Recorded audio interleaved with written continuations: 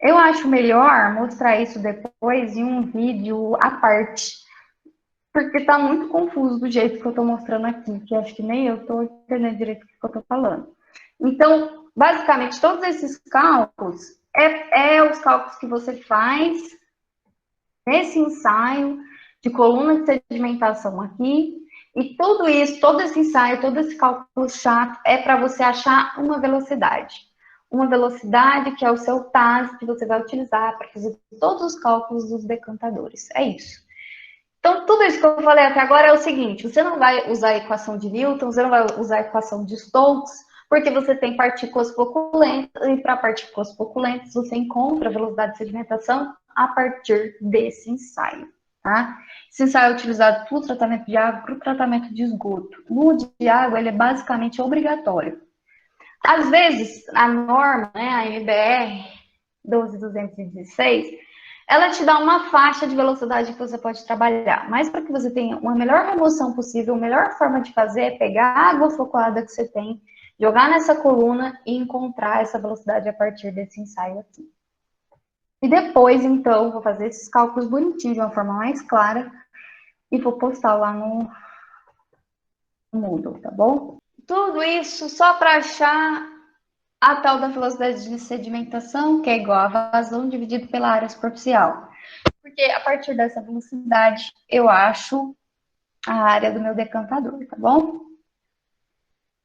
E aqui eu trouxe algumas teorias de características dos decantadores de escoamento horizontal, que é os decantadores que a gente tem, que é o decantador retangular. Por que ele chama assim?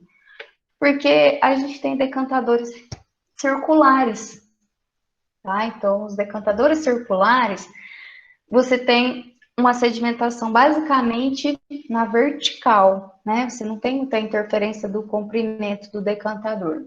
Mas nesse decantador quadrado, retangular, ele é considerado de escoamento horizontal. E aqui tem algumas interferências que ele sofre, né? Por exemplo, efeitos adversos que ocorrem nos decantadores reais podem ser ressuspensão, que é quando o floco que chegou na zona de lodo, ele volta a se ressuspender e ficar suspenso na água, isso não é legal, tá? Correntes secundárias e curtos-circuitos, turbulência, né, que é quando você tem um movimento ali da água, e a floculação, que são as principais coisas que interferem, que estão acontecendo dentro desses decantadores, e eu vou falar aqui um pouquinho para vocês. Mostrei várias equações, várias teorias, que eles descobriram que a velocidade de sedimentação, que também é chamada como taxa de escoamento superficial, era um dos parâmetros mais importantes para dimensionar o decantador. E no fim das contas, quando a gente tem partículas floculentas, o mais interessante é você fazer o ensaio de sedimentação. Então, isso era uma coisa. Agora eu estou falando de outras características que também devem ser levadas em consideração. Então, vamos falar da primeira interferência aqui, que é a ressuspensão. Esses autores aqui são autores muito famosos quando a gente fala do dimensionamento de decantadores. Por exemplo, esse Camp de 1946, ele mostrou que a velocidade de arrasto das partículas que já foram detectadas no fundo, ou seja, lá na zona de lodo, tende a ser maior do que a velocidade longitudinal, que é aquela velocidade ao longo do comprimento do decantador. E aí a gente tem o seguinte, que para você fazer os cálculos, é interessante você adotar essa velocidade longitudinal. Para quem não lembra a velocidade longitudinal, ai, cadê aqui? Vou mostrar um desenho que mostra ela. Peraí.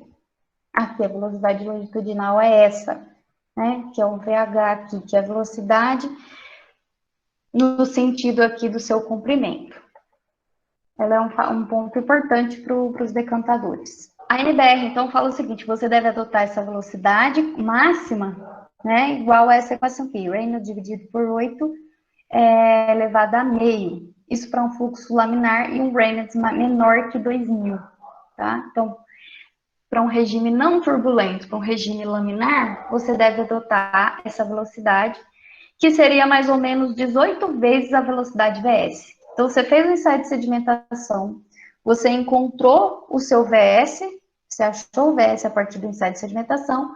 Para achar a velocidade horizontal, você multiplica aqui, então, por 18.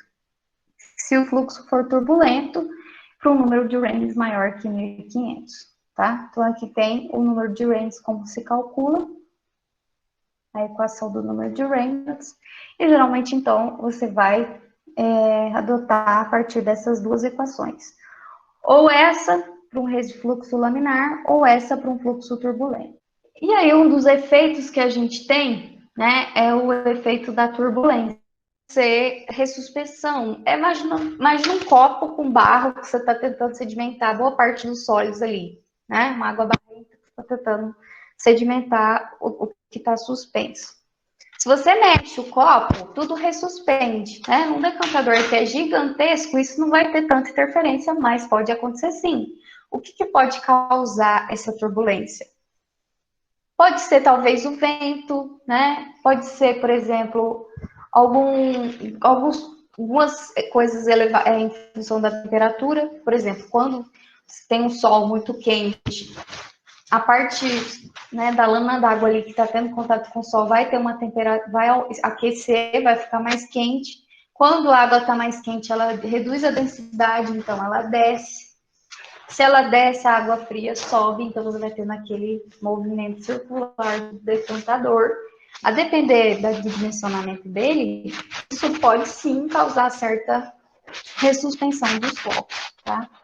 Por isso que talvez é interessante você trabalhar uma certa altura para evitar, não por conta dessa dimensão ótima, mas para evitar esses efeitos externos ali, por exemplo, da temperatura. Aqui é aquela questão que eu estava falando, corrente secundária de curto-circuito, principalmente prejudicados em função da temperatura da água. Imagina uma panela, né? Você está aquecendo a panela, a água aquece, ela perde densidade, e aí a água fria com a água quente começa a formar ali, né, um círculo, um movimento na água, até que toda a água encontre a mesma temperatura.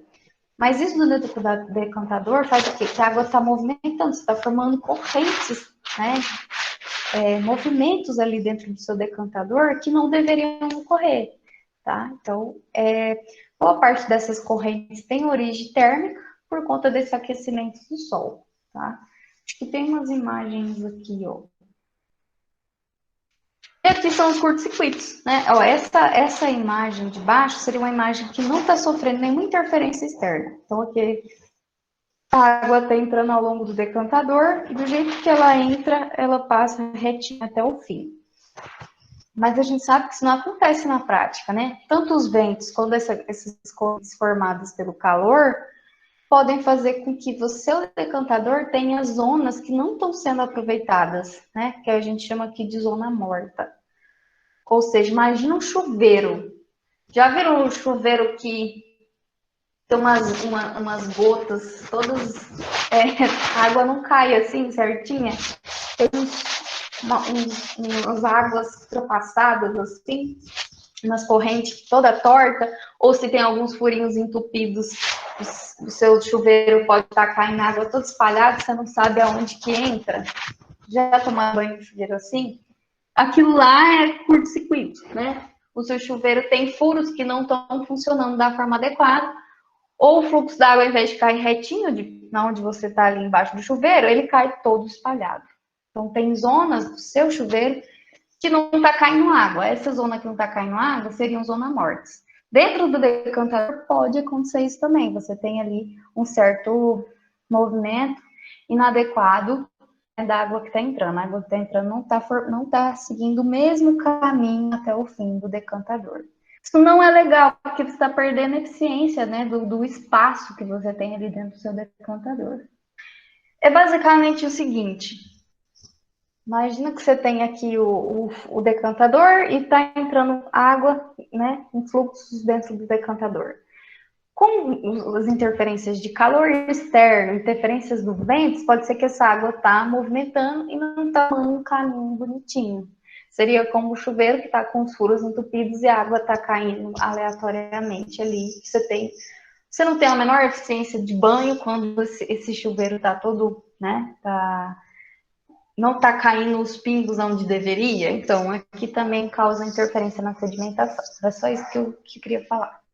E por fim, tem a interferência da floculação, que nesse caso aqui não é ruim, é ótimo, né?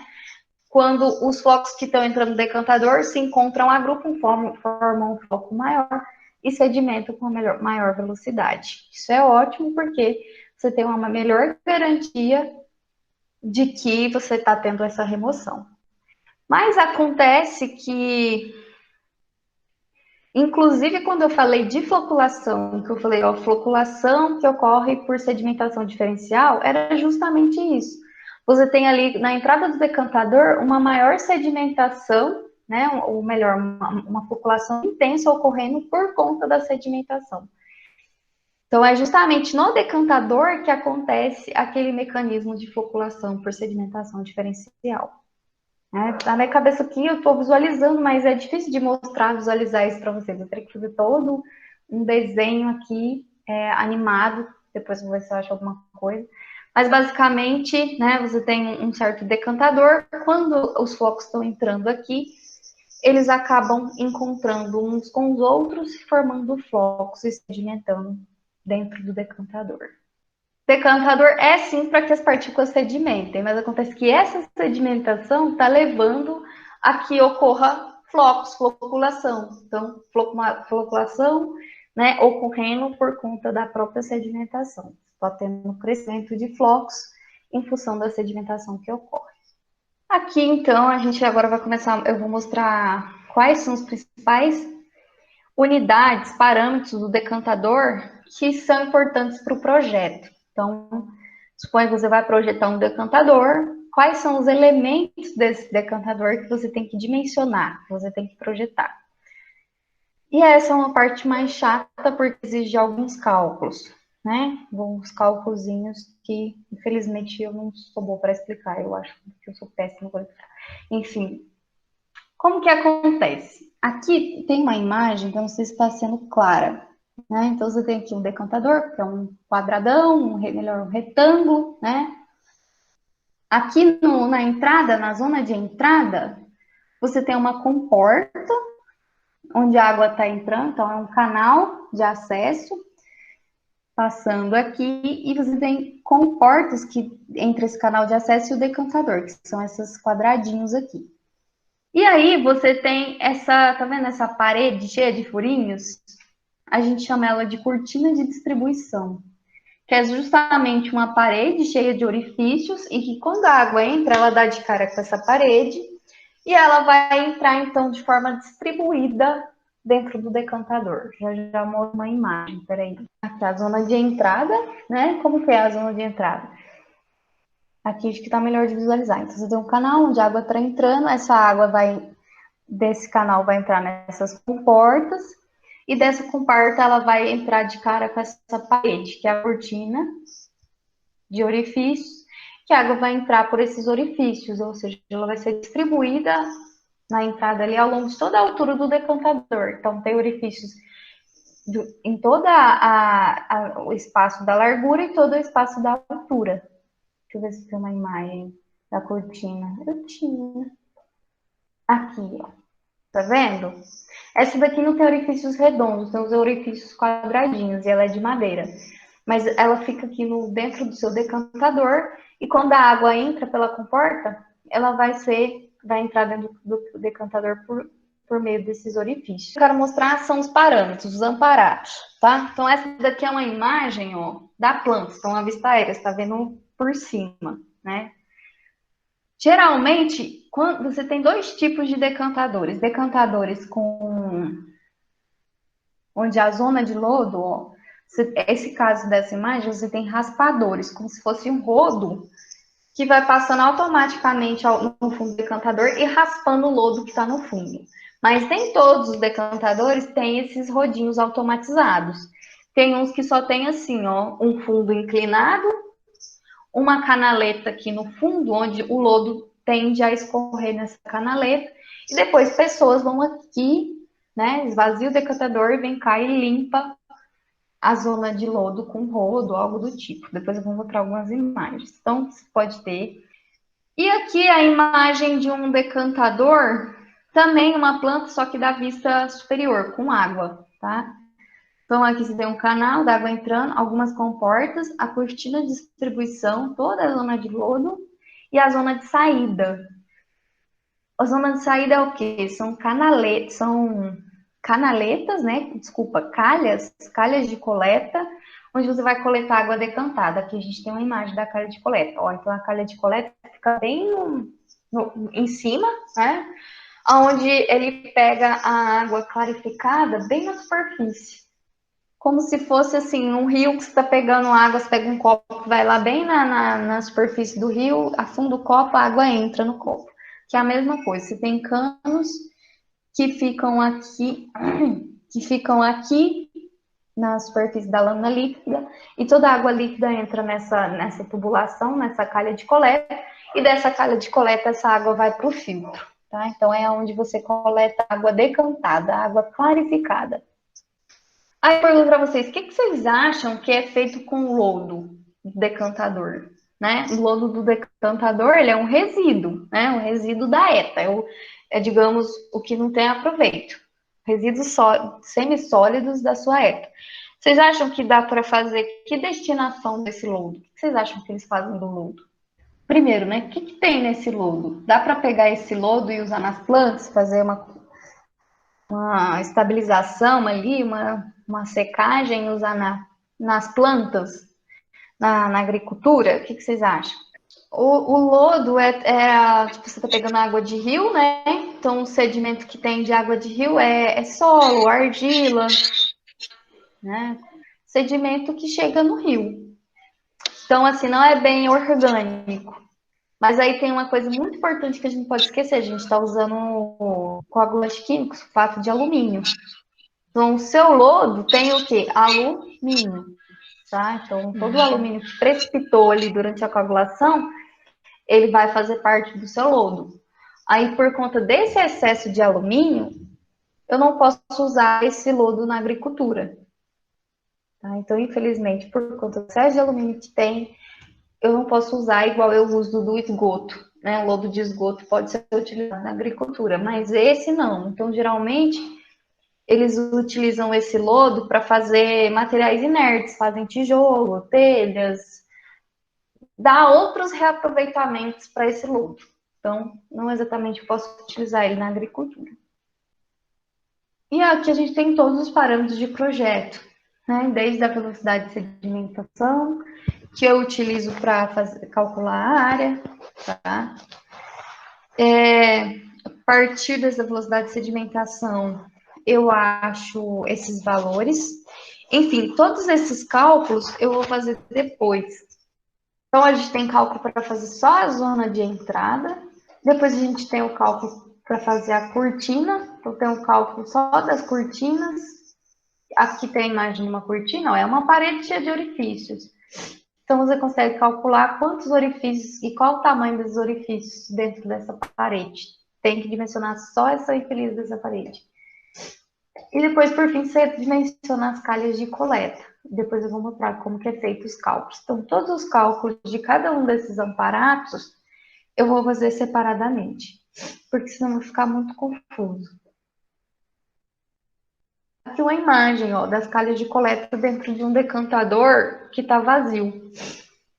Geralmente, essas calhas de coleta, você não pode pôr ao longo de todo o decantador. Geralmente, você põe mais próximo à zona de saída. Porque se você põe próximo à zona de entrada, pode ser que uma água que não teve todos os seus sólidos sedimentados acabe entrando nessa calha. Então, você quer ter certeza que a água que foi coletada pela calha, ela foi totalmente clarificada. Depois eu vou mostrar os cálculos, são bem simples. E depois eu vou mostrar também como que é feita a remoção do lodo. Aqui tá vendo uma imagem de uma remoção manual, em que o pessoal entrou dentro do decantador, né, e tá ali lavando, removendo o lodo, passando para a calha de coleta, então é bem complexo. E aqui uma imagem de uma remoção mecanizada, que é um rodo raspador que tem ali no fundo, que vai raspando todo o lodo e jogando dentro da descarga ali, né, da tubulação que joga o lodo para outro lugar. Lembrando que o lodo tem que ter sua destinação adequada. Então, ele é um resíduo que tem alumínio e que precisa ter sua destinação adequada. O que acontece? Se não tem fiscalização, pode acabar acontecendo desse lodo parar dentro do rio, gente. Tem gente que já ouvi dizer, né, que pegavam o lodo da ETA e devolviam para o corpo hídrico. Isso está totalmente errado. Não é a destinação adequada. A destinação adequada é você fazer um reaproveitamento, né, ou levar isso para um aterro adequado. Na norma, tem todo um manual sobre remoção de lodo. Eu joguei toda a norma aqui. Aqui o desenho de como seria a canaleta central para um decantador de limpeza manual.